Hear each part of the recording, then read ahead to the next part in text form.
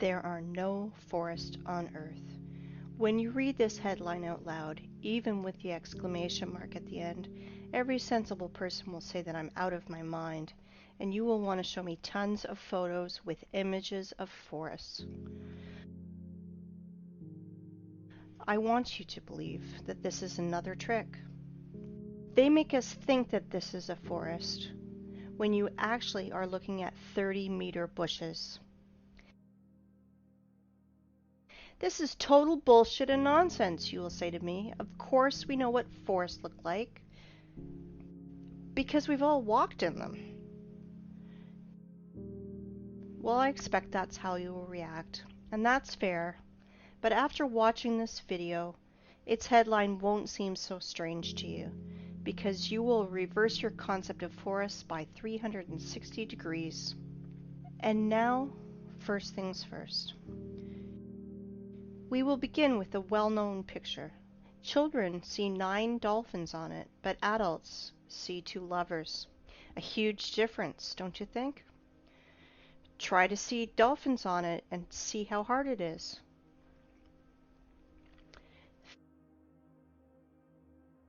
Feminine fruities just won't transform into dolphins for most adults. And that's funny because it's the opposite for kids. There is only one picture, but we see it completely differently. What is more, children and adults can't exchange perceptions. Why is this the case? It is simple. Eyes see the way the Matrix ordered them to, but that's not the way the real world looks. Our eyes become traitors over time. We were blinded while in childhood. The outward world is quite different. We see things through a prism of habit and experience. And this prism distorts everything completely. At 30 years of age, this prism works to protect your mind. And at 40, you could go crazy without this prism. Do you think I'm exaggerating? Look at this photo. I'm claiming that it is from a mesa that was formed from a magmatic melt from the Earth's depths about 200 million years ago. You think I'm out of my mind? Maybe you're out of your mind. You will understand soon. We'll come back to this plot of grass later. For now, remember how we bumped into this old stump. Sometimes humans even try to take photos trying to hug the unhuggable trunk of a tree. But really, think about it. Old trees are a rarity. They are all registered, they are tracked, and are being kept in reserves, like memorials of nature. There is an uproar on the internet about forests. Why all forests in the earth, even in Siberia, are not older than 200 years old? Where are all the giants? It is right that the people are in an uproar about it, but I want to look at the problem from another angle, from the side of the Earth's poles. The thing is that even Soviet biologists found strangeness in the poles, and unnatural amounts of water kept in the ice and snow, and there's an unnatural percentage of carbon dioxide in the world's oceans. This abnormal concentration tells us exactly about a worldwide fire of the past. Using simple math, those scientists come to the conclusion that those fires carried away 99% of the Earth's biosphere. We all know that living cells consist of hydrogen and carbon, so the ice on the poles are made mostly from water, from burned organisms.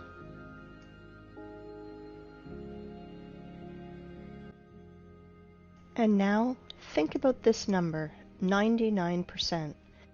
It means that everything that now grows, crawls, flies, swims, and runs on the earth is 20,000 times less in volume than before this catastrophe.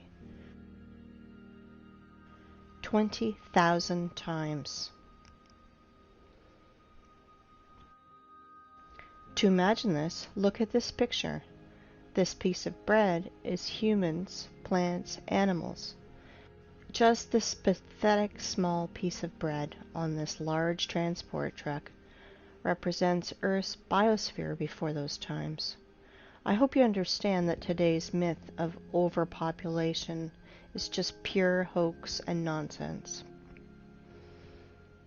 100%. But here's the problem. Biologists divided this number between all the continents and only calculated into this figure the dry land, not all the ice and snow that is on the earth. And there's a lot of snow and ice. Fact is fact. But as always, illumination can come suddenly, and stereotypical thinking is to blame. 30-meter tall forests are like a virus that takes over both our brains and especially the brains of biologists, which prevent us from finding a solution to this problem. If plants can't fit broadwise, then we should fit them upwards, and then it should make sense. In this new theory, hypothetical forests of unthinkable height were drawn. And here's the thing. We found these old photos. This is the vandalous felling of the sequoias in the California redwood between 1880 and 1920. These trees miraculously survived the planet's bombardment in 1816. Just imagine how many years this tree needs to grow to these sizes. Then these terrible men come with saws and axes. 1, 2, and no more tree. In proportion of this tree, we can see a rule. The diameter of the stump is 3 times bigger than the woodcutter's or feller's growth. Let's look at this formula. You just think about it. You are entering a forest that is not usually 30 meters, but 100 meters. Here are your fairy forests from fairy tales and books. Forests that are lost because of such barbarians. I understand that they are just wage workers, and they must feed their families, that this is just an order from above. But if every single woodcutter refused to carry out these criminal orders, all the forests would be saved, because their demon bosses are too arrogant to do it with their own hands. And that is why I will send these merry woodcutters' defenders to a well-known place. Look at this photo carefully. They look like satanic bacterias that want to kill the forest organism.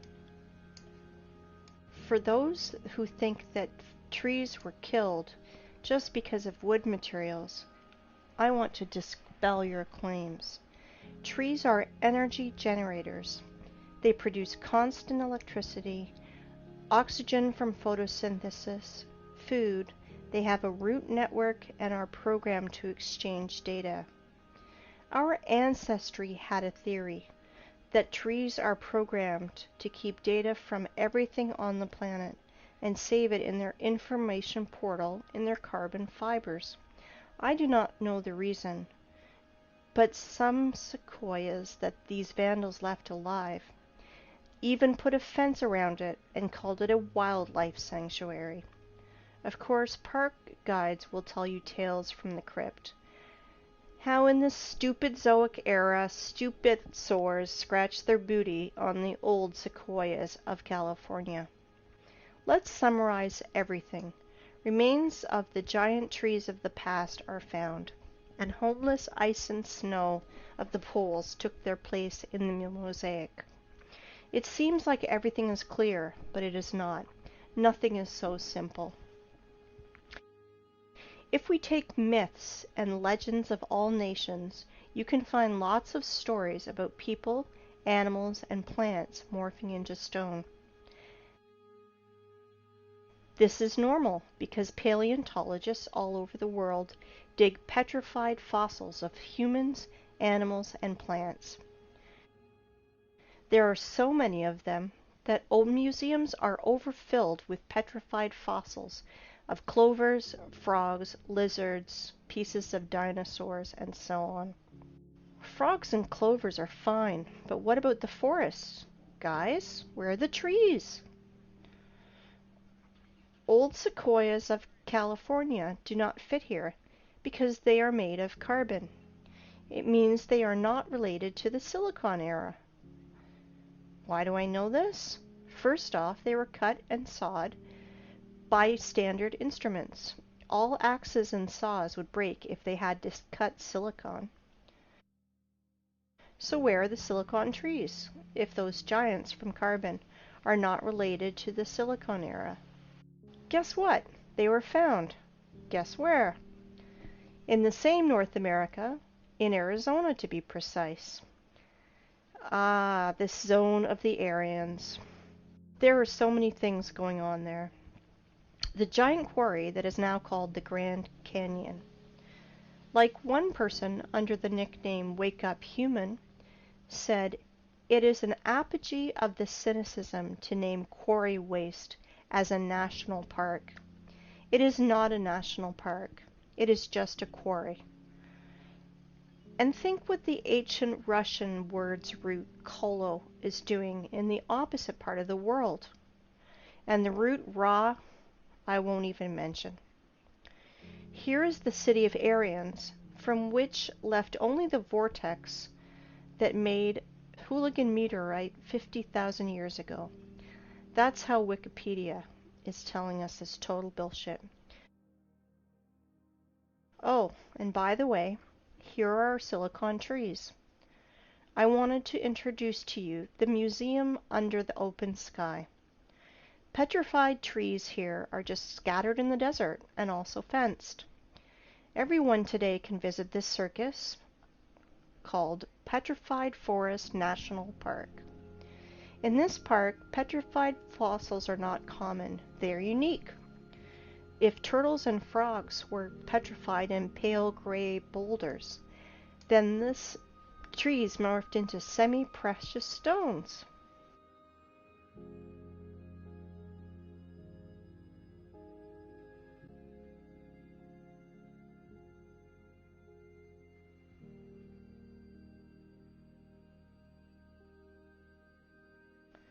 Beautiful stones, aren't they? It is time to take stock. All our forests are young and do not grow higher than 30 meters. Remains of fairy forests were found in the sequoias of California, and biologists put poles of ice and snow in its place. We found petrified fossils of the Silicon era and trees from precious gems. Now everything fits together, right? Or no? In a perfect world, everything fits. In our cursed hell, nothing fits. Since that time, when I was a kid and I saw petrified fossils on a TV show, I was tormented by that question. How is it possible for a frog to be morphed into a stone instead of rot like any organic body does? Let's see what Wikipedia tells us. Special rare conditions must be met in order for the fallen stem to be transformed into fossil wood or petrified wood. In general, the fallen plants get buried in an environment free of oxygen, which preserves the organic structure and general appearance. I understand this is dry British humor. If not, I will try to explain. You need some spontaneous disaster. For example, a volcanic eruption, tsunami, clay rain, which would quickly cover the frog and mammoth and make conserves from them, where bacteria won't decompose the corpse to the state of stinking manure. In other words, to make the body petrified, you need to cover or engulf the body and to compact it. According to so-called scientists, the tissue was organic, and then it magically turned into silicon. SiO2. Remember this formula. If you have ever buried your home pets, you can quickly run and dig them out. Your beloved pet is petrified, and you can put his statue on your table.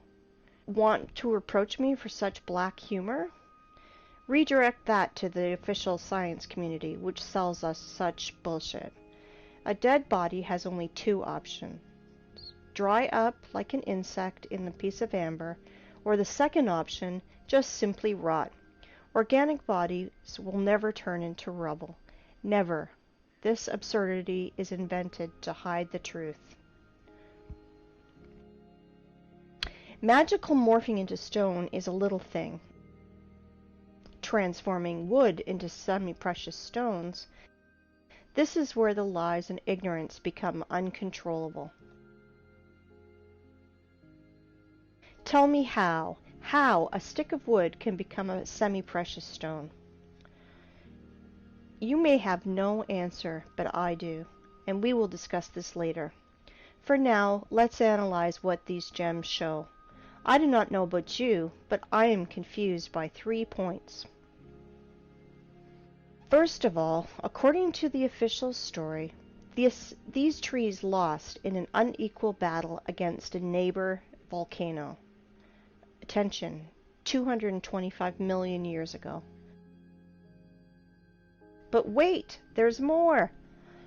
This wood not only burned and held fire, not only rotted into the wet ground, against all the laws of physics, chemistry, and biology, just transmorphed into precious gems. David Copperfield is nervously smoking on the sideline. But this is not the end. Trees are not broken. Trees are sawn into even, accurate pieces. Well, I want to know the name of this brand of chainsaw that Aborigines use for this. I am joking, of course, but the conclusion is that this is not a museum, but stage theater. These trees were sawn and brought here by someone. You know, only a true fool would believe in the magical transformation of wood into precious stones and gems. Here's another question. For what purpose did they make this circus with all these scattered pieces of silicon life form? And did you pay attention to how small these silicon trees are? They are incomparable, even with the sequoias of California. But this one is simple. They are not trees.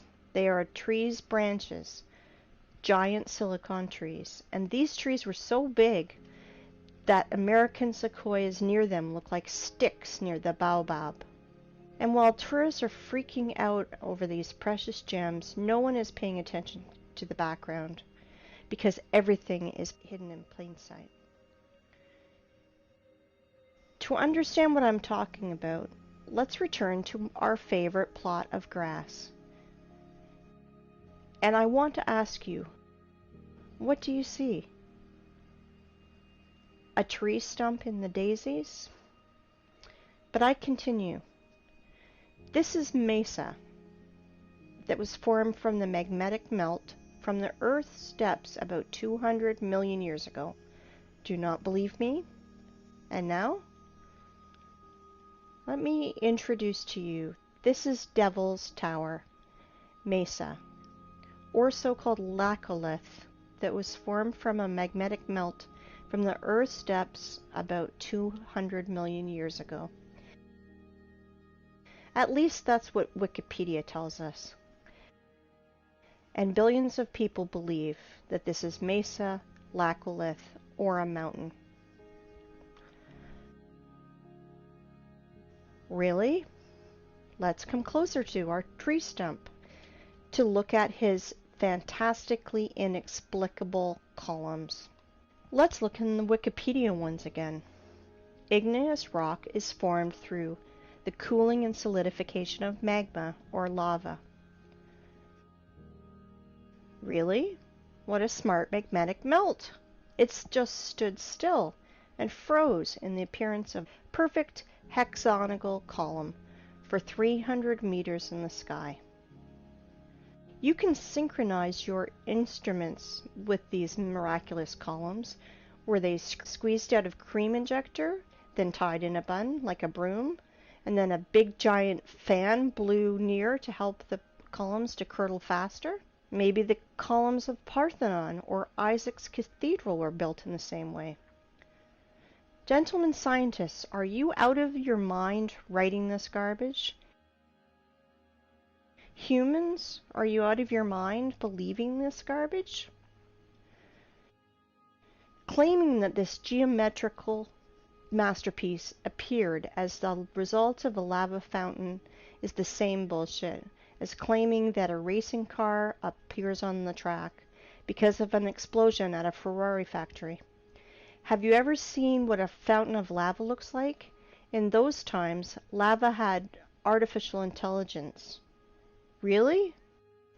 Comparative analysis. All columns are hexagonal. Why exactly hexagonal? Because the universe's masterpieces are built in this form. There are no snowflakes exactly the same, but all of them are in a perfect hexagonal shape. Bees, too, without the knowledge of mathematics, correctly identified that the regular hexagon has at least perimeter among all the other shapes of equal area, so you can fill this shape most efficiently.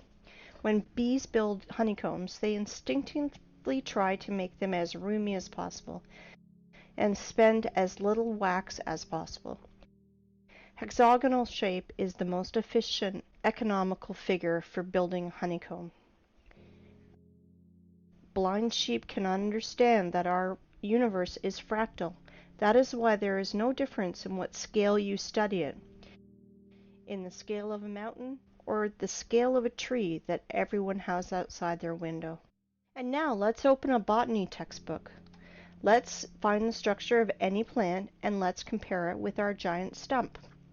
We won't go deep into this. We only want facts that fall into our hands from the stump's photos. So it will be useless to try to argue against those facts. I want to introduce you to the cross-section of a stem of flax. Well, well, gentlemen biologists, are you noticing anything? No? Look, it seems like honeycombs in the middle. Wowzers, and they are all hexagonal. Well, well, what a coincidence. If we remove skin around this flax, our stump skin is the same. Let's look at the small rocks around it, and guess what? Flax looks exactly like our stump from the bird's eye. They look identical. Exactly. The stump's fibers, like the fibers of the flax, has a hexagonal shape that is strictly preserved. It is geometrical the entire length of the stem, and that is as much as 384 meters. I want you to pay attention. The stump's fibers are even stricter in their proportion, as we learn from the botany textbooks. They are no different for the whole length, but are relative to each other. It is a branch of armature hexagonal cross-section after leaving the metal rolling mill. The fibers are not attached to each other, since they freely exfoliate and fall as the stone erosion goes. Each fiber out of our stump is covered with a thin skin, exactly like fascia, a thin sheath of fibrous tissue enclosing a muscle or other organ. As you see, petrified skin contacting winds and moisture is cracking, exfoliating, and showering, and this is direct evidence that the fibers of the stump consist of at least two components placed inside each other. Fibers do not go into the ground vertically. They gradually bend to transform into the root system like every tree does. As you can see, the official story of spontaneous and accidental solidification of lava is 100% bullshit and falling apart quickly. In 1977, Hollywood made a film called Close Encounters of the Third Kind, with Devil's Tower playing the main role, where we were told 100 times that this is a mountain where we can meet aliens, but this garbage is suitable for fools only. But where were your eyes, gentlemen? Hey, biologists, geologists, paleontologists, are you here? Do you study the world in a welder mask? And now, let's find out the height of the tree, which was a stump one day. Let's use the formula that I mentioned earlier. The diameter of our stump is 300 meters at the base. So if we calculate 300 over 20, we will get the height of, are you ready? 6 kilometers, 19,685 feet. Just think about it. Everything is learned in comparison. I think we can put a big fat dot in here. Devil's Tower is a giant stump of a giant silicon tree with all the attributes of a normal stump that everybody's seen. But we should not underestimate the matrix that keeps all the cattle in the stables. I am sure that after such clear evidence, there will still be deep sleeping people who will ask for more. If you think that that's all my arguments, I want to disappoint you because I have so many trump cards up my sleeve, and I will enjoy every moment that I will throw them on the table. Well, we figured out everything about this stump. Let's move to another one. Yes? And you thought that this was the only one? You just need to remove your blinkers and you will see so much. Let me introduce to you Giant's Causeway in Ireland. Notice something familiar? Take a closer look. Again, hexagonal columns. Wow. If you did not notice the similarity to the Devil's Tower's fibers, you must be 100% blind. This is the same giant stump, but now it did not come out of the ground. This tree grew right on the sea's shore. The Giant's Causeway consists of almost 40,000 columns of such geometrical proportions that all the bees in the world would be jealous. Of course, all nerds declared it to be a national nature reserve. Like I mentioned before, as one person named Wake Up Human said, it is an apogee of the cynicism to name quarry waste as a national park. In which connection is quarry waste here? I will say later, but guess what the official science bleats about this Irish stump? Giant's Causeway is an area of about 40,000 interlocking basalt columns that result of an ancient volcanic eruption. Volcanic eruption! Please tell me how to stay calm and not erupt in a fountain of swear words in the direction of this science society. It is hard, very hard, but I will try because our enemies only want us to do it. I have only 2 questions. First of all, how many years was C.C. Campbell in a coma? And second, why do bees' honeycombs not declared as a result of an ancient volcanic eruption? Because they are not distinguishable at all. It's no less strange why street sidewalk tiles are not declared as a result of an ancient volcanic eruption. Show me a single difference, nerds. And now I'd like you to come back to our old method and compare Giant's Causeway, but this time with real lava. I want you to remind you how lava erupts and flows, and this is how it congeals. And now let's compare Devil's Tower.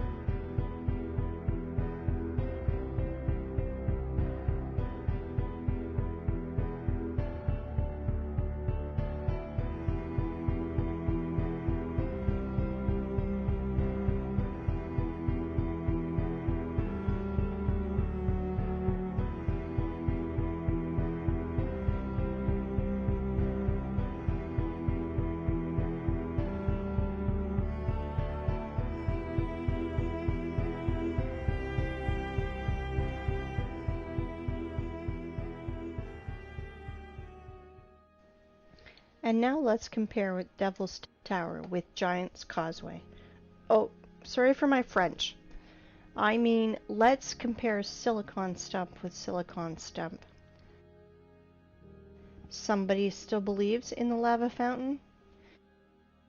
If I didn't know about giant silicon trees, I'd rather believe in a giant cream injector and a fan, but not in volcano garbage.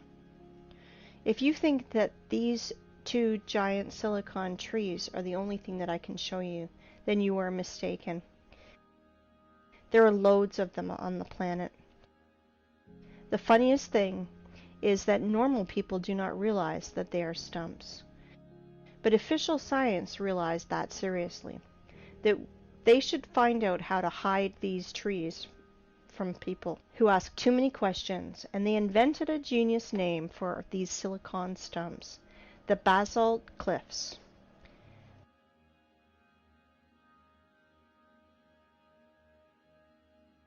I want you to pay attention to these two pictures where fibers hang from the ceiling.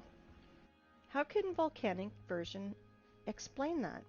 Lava was dripping, but its drops did not fall to the ground. The drops stuck by their hexagonal honeycombs to the major neighbor drops, which somehow reached the ground. Look at this picture. Just an everyday photo with this girl. It's good.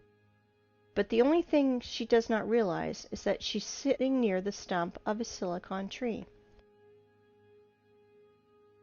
All artifacts are in plain sight, but the prism of the matrix do not allow us to see 9 dolphins. There are tons of silicon stumps in the network. You can research this topic yourself. Google will help you.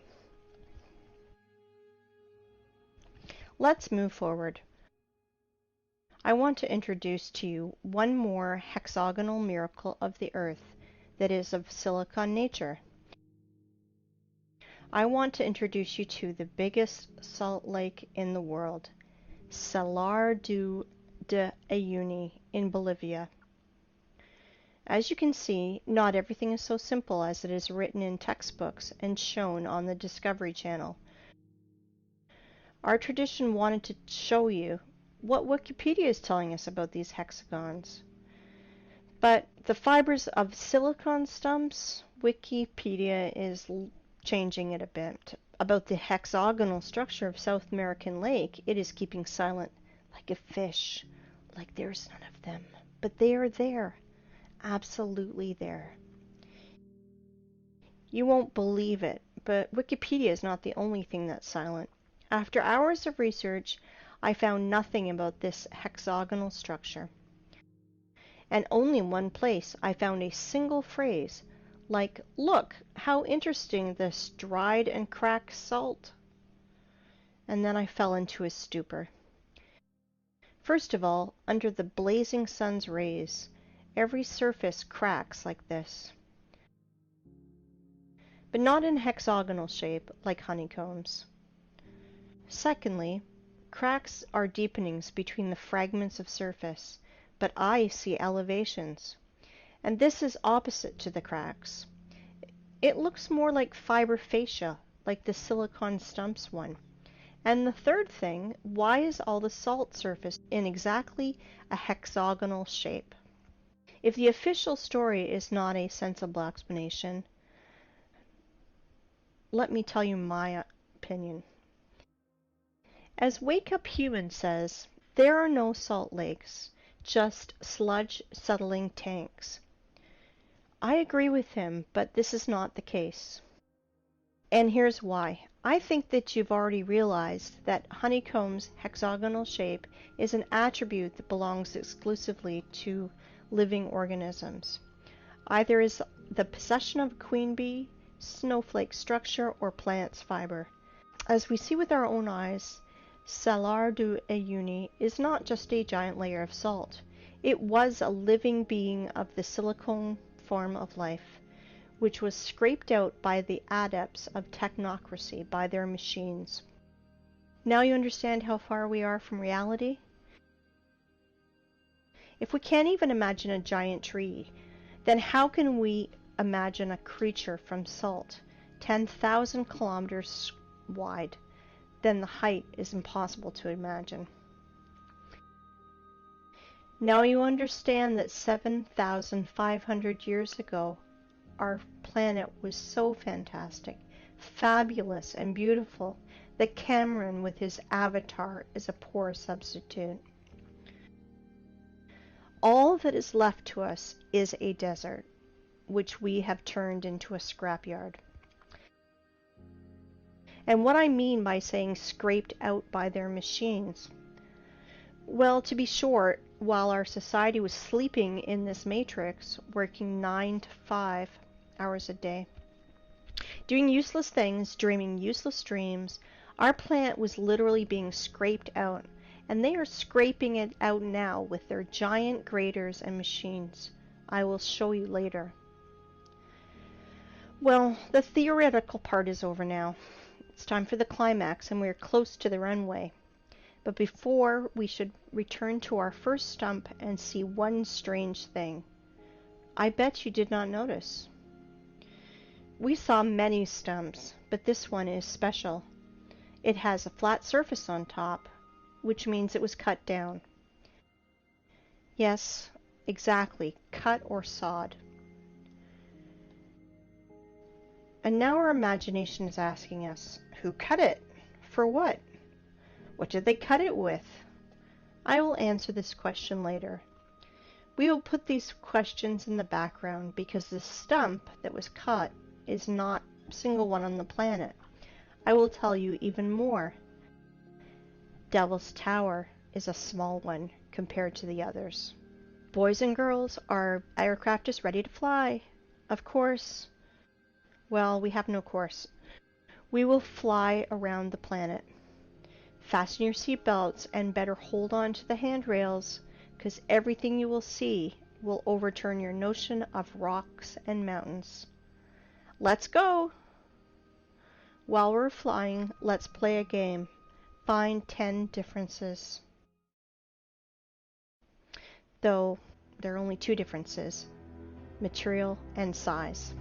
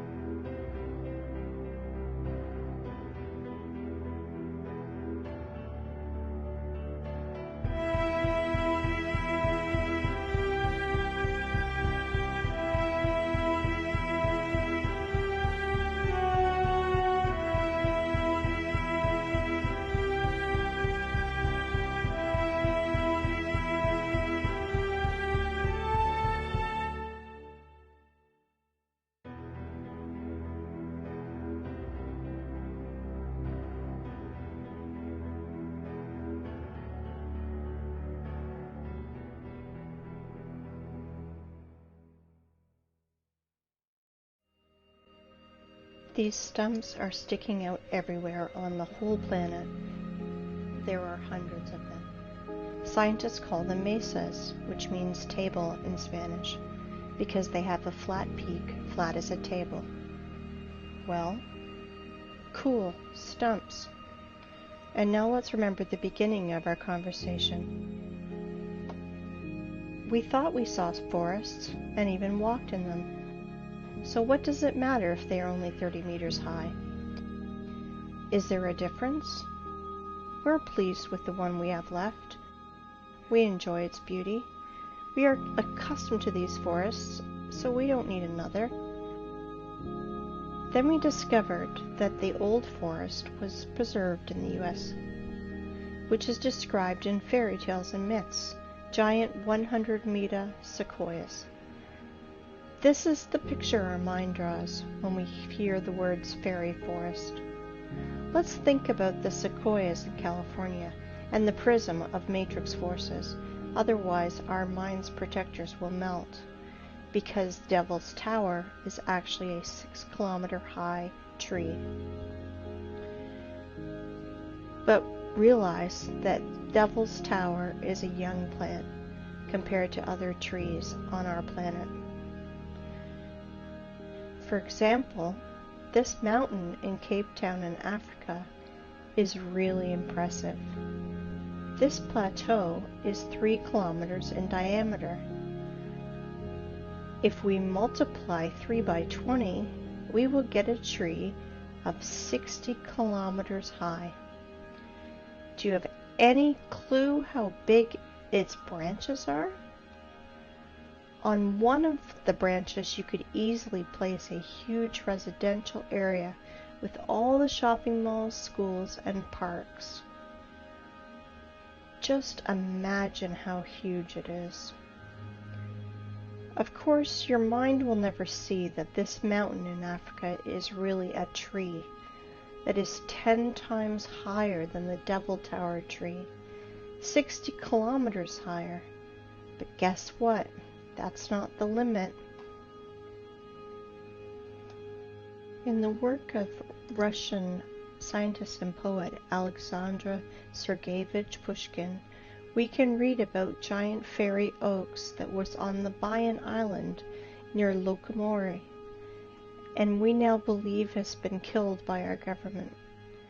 That oak was supposed to be the center of the earth and was some 100 kilometers high. Not sure how high, but for sure higher than the Cape Town one. This oak was the biggest plant on Earth. Remember in the beginning I mentioned our prism of the mind that helps to preserve it but distorts reality? Ask any person to show you trees on the right photo, and he will immediately put his finger on the green on the ground. Without noticing that it's only pathetic bushes, it looks more like moss in comparison to this size. But definitely not a forest. Now you understand why we can't find 9 dolphins? But do not dwell on fish and stumps. Once again, I urge you to think in planetary sizes. If, instead of dolphins and stumps, we see lovers and mountains, imagine what is hidden from us with a curtain. That is why the apocalypse is translated as curtain opening. Do you understand now why I mentioned this matrix prism in the beginning? Through which we are looking, and it turned out that we see nothing. The real world is different. I can call today's state of society a real dream, and the sad part is it is not figurative. You know, in the Russian language, the word tree is spelled D-E-R-E-V-O, de-re-vo. The word ancient tree is spelled D-re-vo, and the word ancient trees is spelled de revnost. It means in Russian language, the language of the Aryans, time, when giant old trees grew. Interesting, isn't it? Well, let's put all that in our pocket and continue our flight. I think you will ask me, and maybe it's time to ask questions. Who cut down this forest? Why did they cut it? What did they use it for? No, it is too early to ask that. We know that the whole face of the planet was covered by giant vegetation. So we can ask ourselves, where did all the other forests go? The thing is that this so-called mesa are just single ones, because only the best were chosen for cutting. Whole other forests up the planet were laid down by blast waves. We reviewed only stumps with flat peaks. Does anyone remember how not cut but actually broken trees look like? I will remind you. Understand my hint? Let's play the game again. Find 10 differences.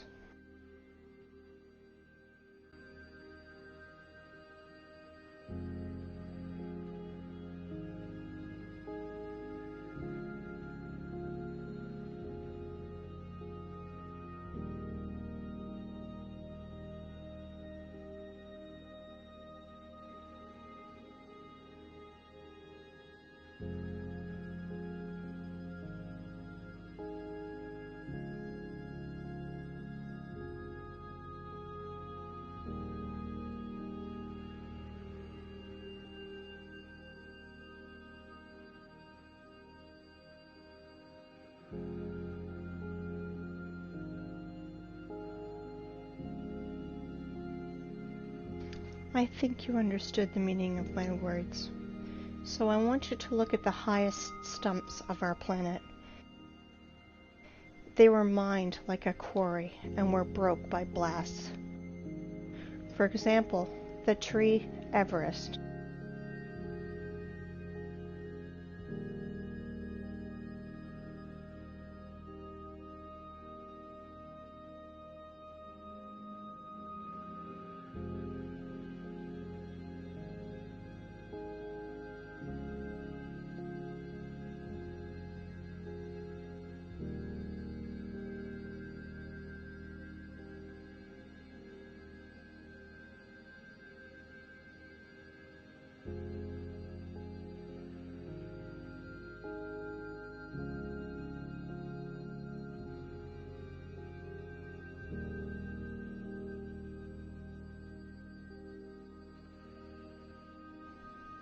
Have you already guessed?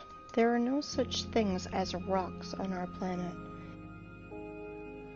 They are all just pieces of broken stumps.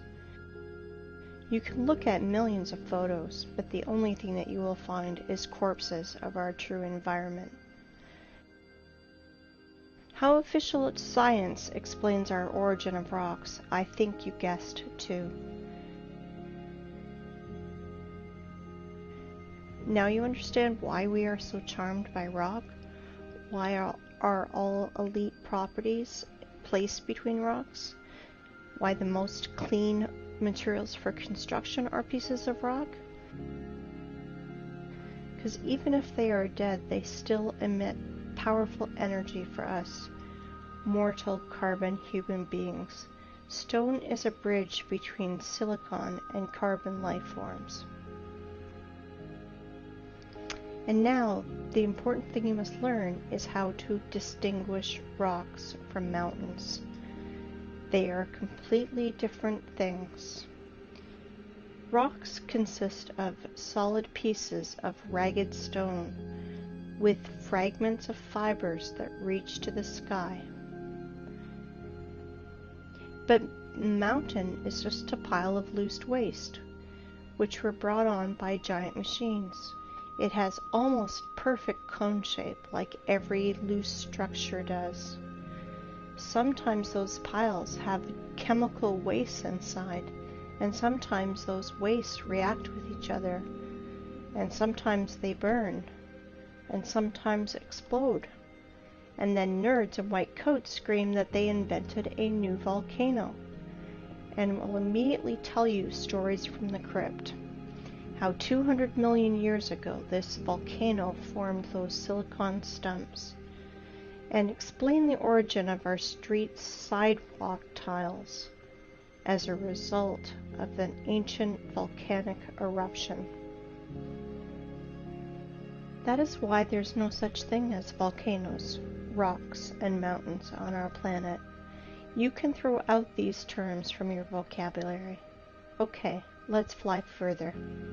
So from our window you saw that absolutely all the rocks on our planet are just corpses of the silicon form of life. They are all fallen trees, you want to ask?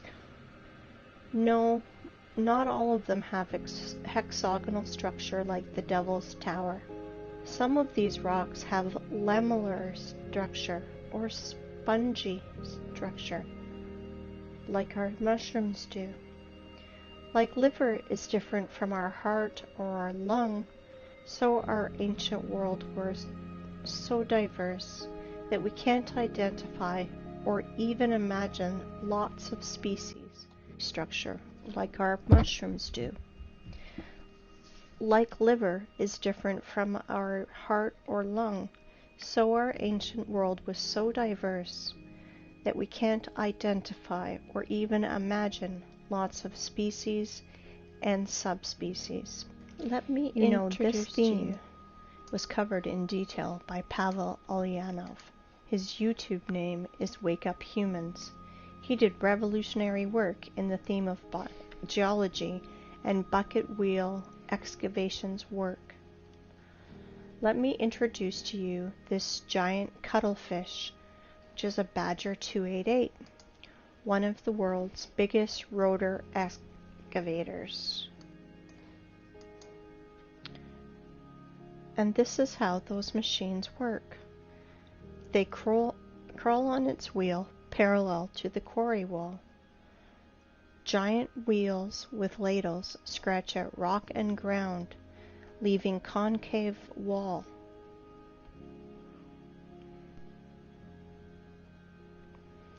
Geologists must be hypnotized in schools while they are students, because why else would they call quarry waste miracle of nature? Like, for example, this cliff in Australia. Want to laugh? If you do not believe in the idiocy of this last stage, just Google wave rock and check the official explanation. 100% unbelievable how people buy into this. Some people will ask which stone was part of the living plant and which not. I want to tell you that at least 7,500 years ago there were no such things as stones. Everything you find now was part of our ecosystem. But then people said they want to be gods themselves, and they screwed everything up.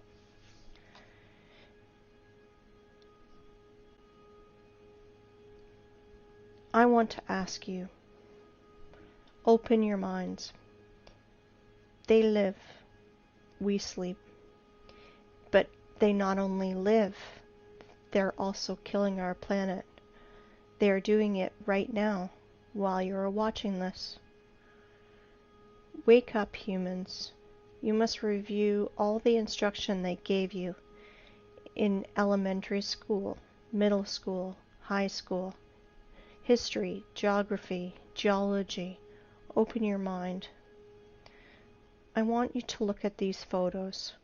Today we have lots of artifacts which we can't repeat because of certain conditions as the lack of technology, lack of equipment, or specialists, and which are evidence that our civilization is 200 years ago, and before that compared to us was way more developed, and today's society are just kids in the sandbox. Here are some examples.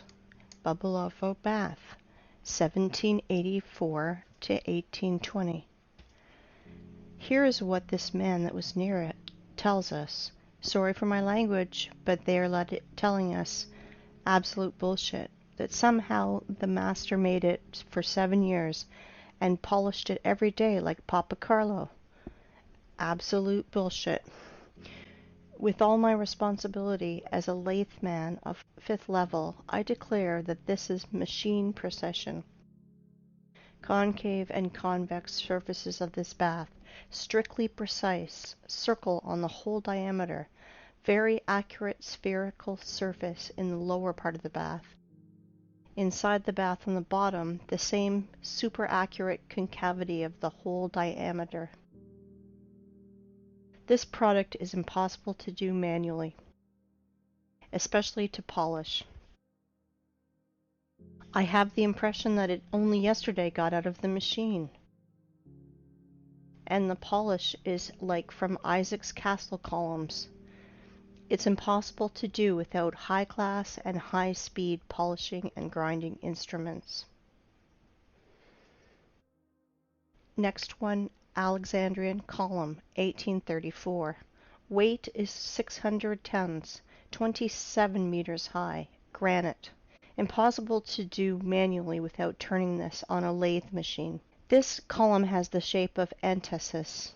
It's simply impossible to do manually.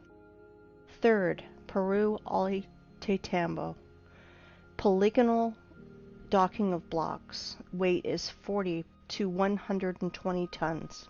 The level of adjustment you can see for yourself. Blocks are aligned in 3 dimensions. Capella San Severo. Made from a single piece of marble. This is impossible to do without an advanced CNC machine. For the last 50 years, there was nothing even close to the complexity of this execution. Nothing has been done by any sculptor, even with the advanced CNC machine. Marble tombstone on the monumental cemetery Strangolano Museum in Genoa. 6. Stone bridges in Sevastopol. Each polygonal stone of the bridge is essentially a single sculpture. An example of modern work, the stone on the left. By today's standards, it is considered quite acceptable.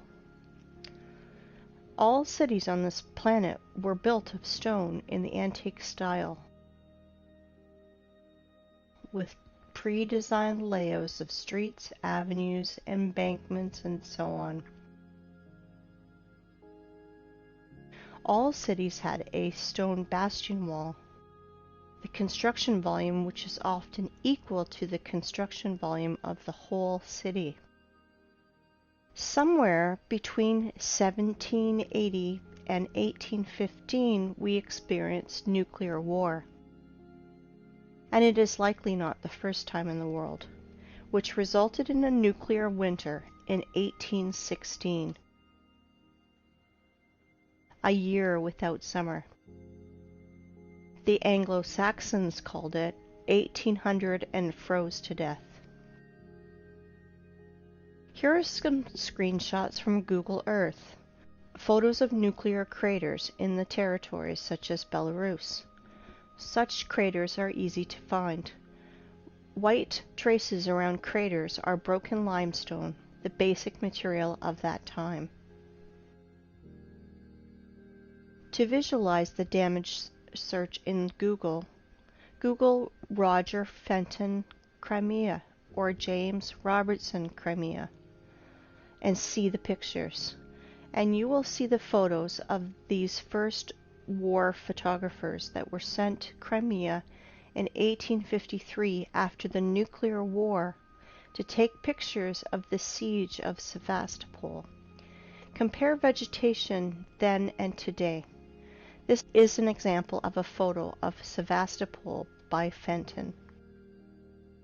Until the 18th century, houses were built entirely of limestone.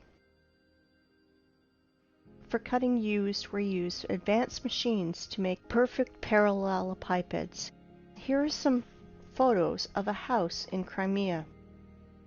All houses in all cities of old USSR are covered in clay for 3 or 4 meters.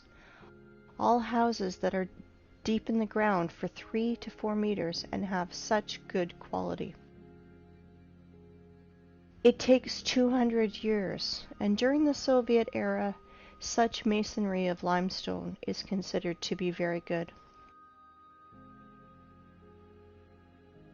This is Eski Kermen. Illiterate guides will tell you that this is one of the cave cities of Crimea, where people lived. And when I asked about this track, I was told that this track was done by cartwheels of local nobility. And this is another so-called cave city of Crimea. And this is a modern quarry where limestone is mined. This photo is made before the revolution of 1917. You can see that from the limestone is accurately cut segments, the bottom of which runs the railway and where a house stands. And now a very important photo of Inkerman Quarry, the name Champani, made in 1890. You can clearly see cut passageways through the hill, 100 meters in width and 80 meters high. Under the vertical wall we can see small pieces of limestone and limestone crumb that fell off because of working saw machining. In the cut holes we can clearly see houses. Some of these holes are beginning of catacombs, some of which extend for hundreds of kilometers. They conducted a large-scale underground mining of limestone.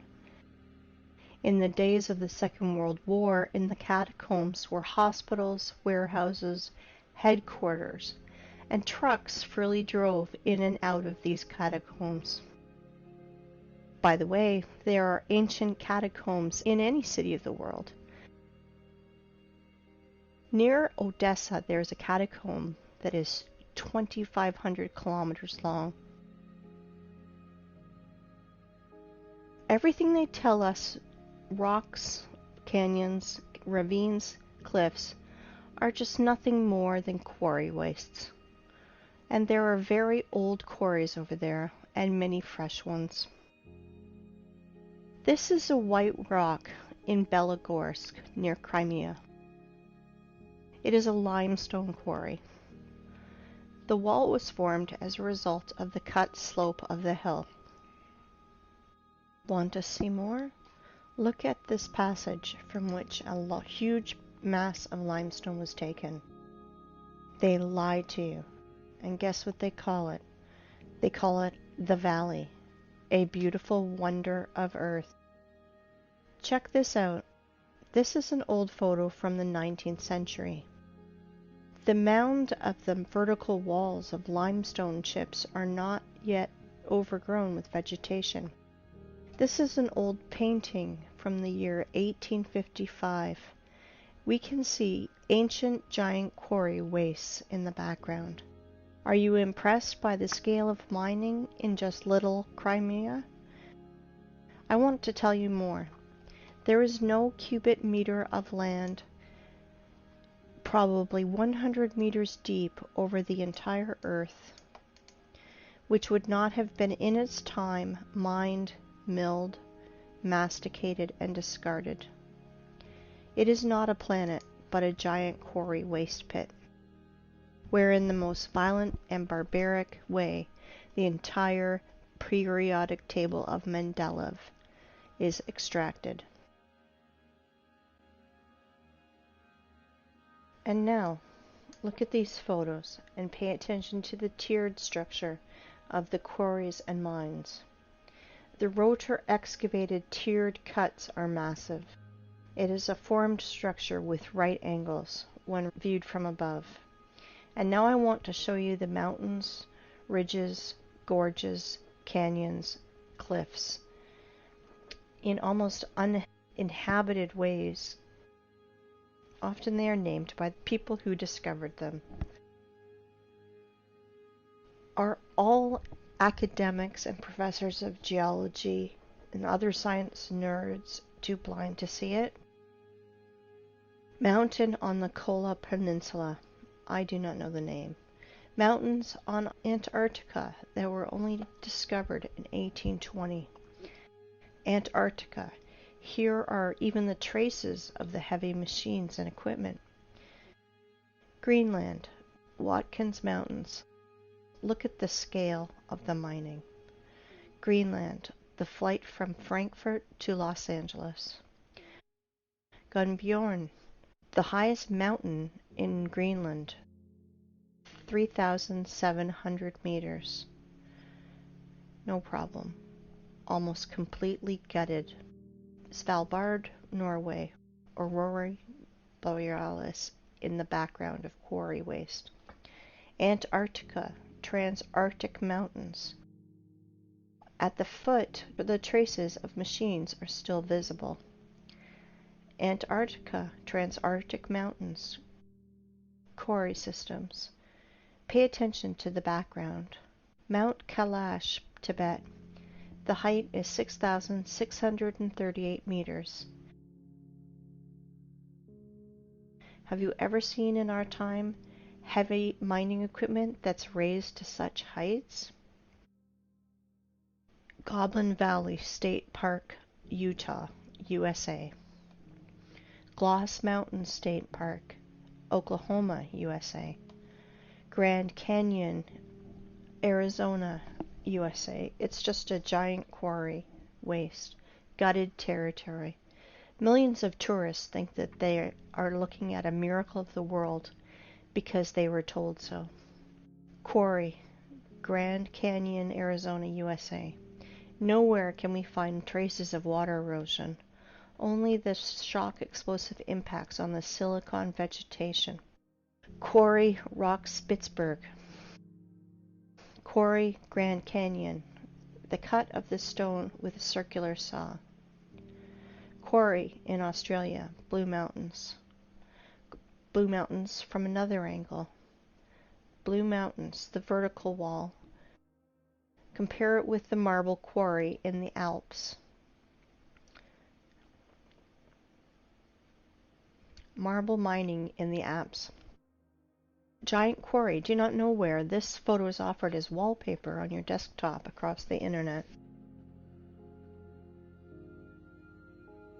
Caprock Canyons State Park, Texas. Again, a national park created from exhausted quarry wastes in the USA. In some quarry wastes where there is a lot of moisture, people do farming. Banau rice terraces. Again, Banau rice terraces. And this is Canyon de Chelly Nation Monument, USA. The saws apparently did tunneling. The so-called Painted Hills in Oregon. Mountains Ravine, South Africa. Orange River and Mountains. Timna National Park in Israel, just a quarry. Quarry, Green Canyon in China. Flooded quarry, Charak Reservoir in Uzbekistan. Flooded quarry, another angle. As you can see, there are no natural rocks, mountains, cliffs, and gorges on this planet. You know, while people argue on the internet how flat the earth is, like a pancake, or maybe a little concave, our masters are literally devouring our home and turning into a desert and a scrapyard. Guess what? It appears there are quarries on our planet the size of several countries. For example, in Tajikistan, Afghanistan, Uzbekistan, Turkmenistan, Kazakhstan, and Iran, there is almost no soil in these parts of the country, because a 100-meter layer of soil and all living things on it was removed. It looks like the Ural Sea and the Caspian Sea are just giant flooded quarries. Yes, yes, all areas in the world that is painted yellow on Google Maps are the bottom of quarry wastes. Uzgurt Plateau. In the middle of the picture is a group of cars. If you fill this quarry with a layer of water 1,500 meters high, you will get an analogy of the Sea of Azov. And this is the Sea Azov, flooded old quarry. The bottom is as smooth as a table on which rotor excavators rolled. The maximum depth is 15 meters. Perhaps thorium was mined here. The edge of the Karakum Desert, the area of which is 350,000 kilometers squared. The impression is that planetary reapers worked here. In reality, Kori, for the rest of the population, Canyon Yangakala, the wonder of the world, in Turkmenistan. In reality, Kori, for the population, Plateau Tozber, Kazakhstan. USA Monument Valley, USA. Previously, this area was several hundred meters high, up to the stumps of the silicon trees in the background. Same Monument Valley, USA. Namibia. The desert is the bottom of a quarry. Egypt. The top layer is scraped out with soil, and all living things on it, also burnt by nuclear blast. Most part of Australia is cut and scraped almost completely. No soil, only red desert left. Australia, Nigeria. Desert. The conclusion is deserts are 100% artificial. They emerged as a result of long-term mining activities. Even more, you can easily safely replace the words canyons, gorges, rocks, ravines, plateaus, mountain lake, and just simple lake in your vocabulary to the words quarry, mine, flooded quarry, flooded mine. Krivobor in Russia. Krivobor in a different angle. In the middle of this island, overgrown with bushes, stood a rotary excavator.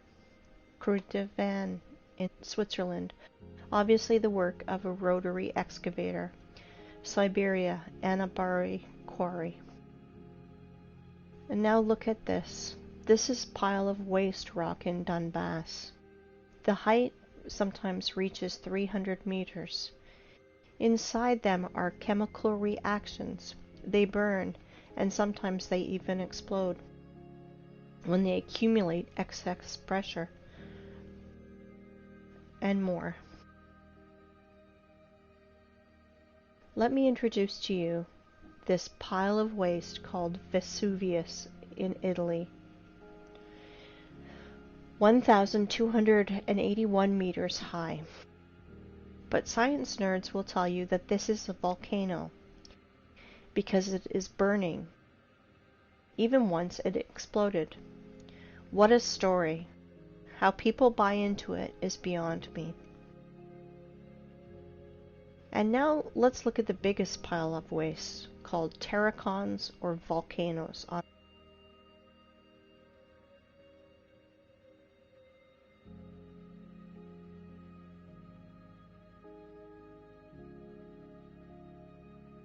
This is terracon in Fujiyama in Japan. People, if you think that our masters lie to you, you are still sleeping. If you think that the earth is flat, you are half awakened.